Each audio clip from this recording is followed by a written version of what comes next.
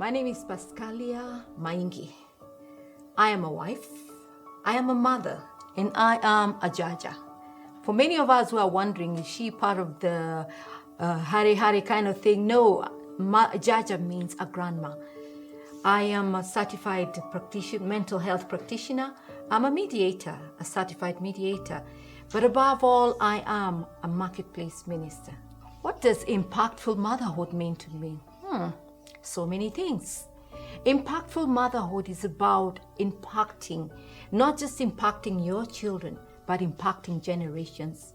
Impactful motherhood is a very empowering impact that you create in your children. It's very humbling.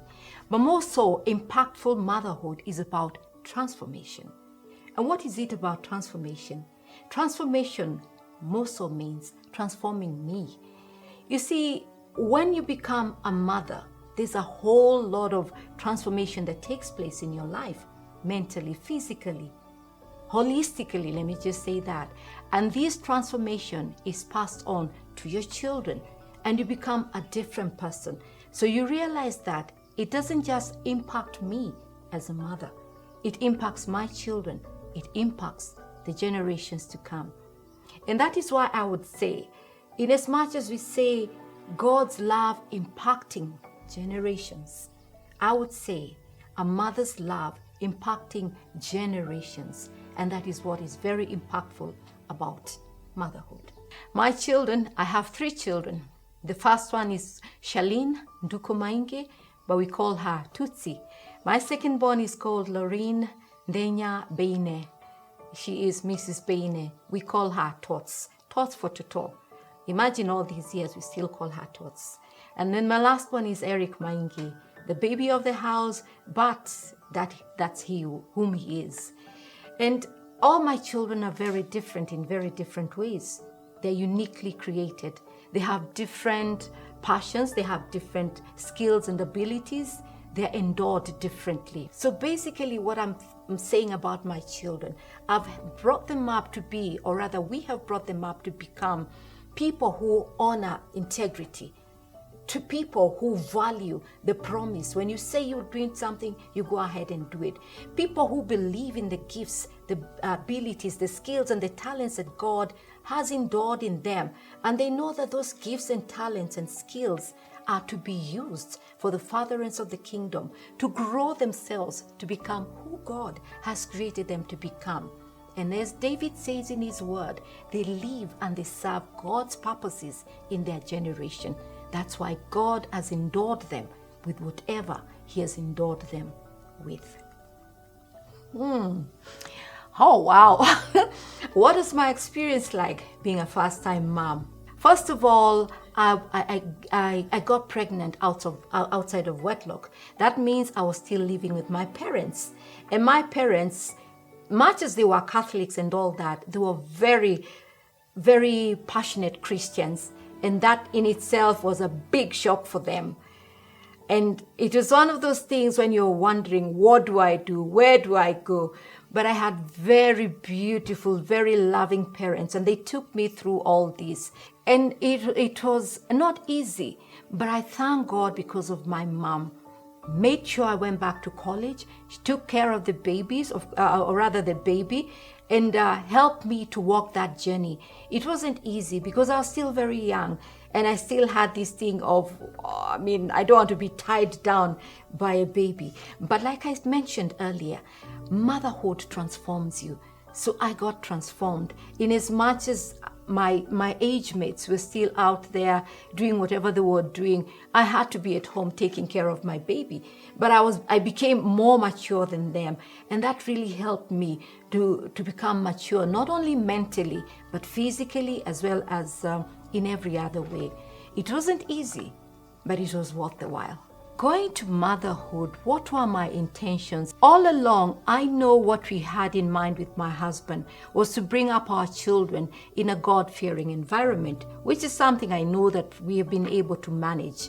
And secondly, helping the children become who they were created to become. In as much as I was younger, as I was bringing them up, through the stages, I came to realize that as a mother, you're able to inculcate, to make or break your kids through what you impact in them. And how did I do this, or how did we do this as a family?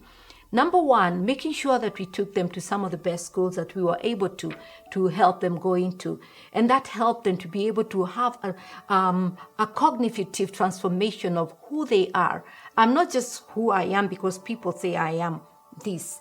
But I changed. They were transformed by the environment that they were growing up in, the schools that they went to, the various environments that they were in.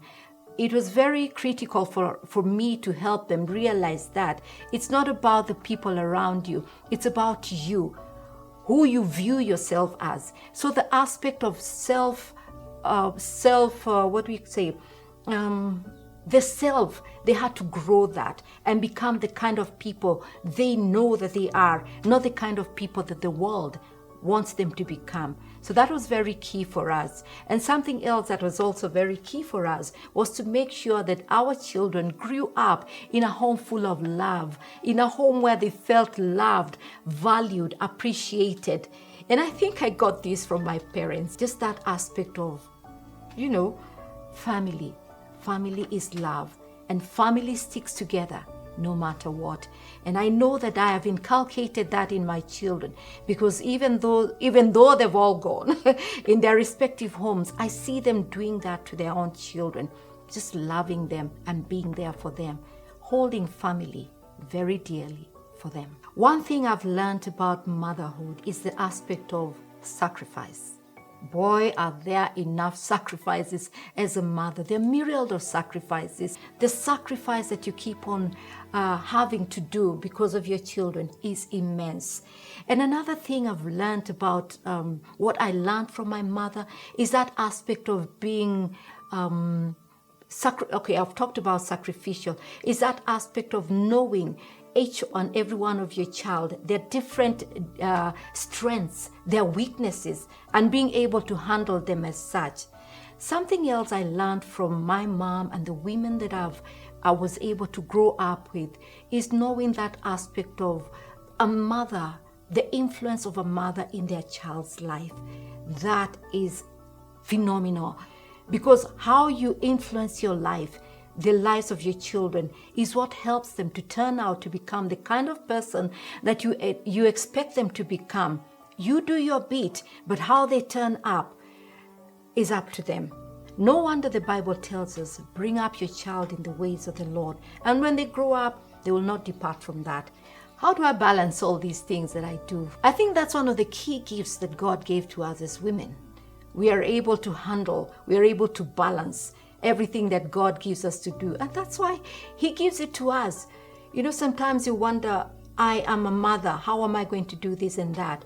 But God is faithful. He gives you the ability to balance, to be able to become who you are, because He's the one who has given me the ability to be able to become the best that I'm supposed to become, to serve His purposes and to live my purposes on earth. And therefore, I don't find myself trying to struggle, how will I do this, how will I do that?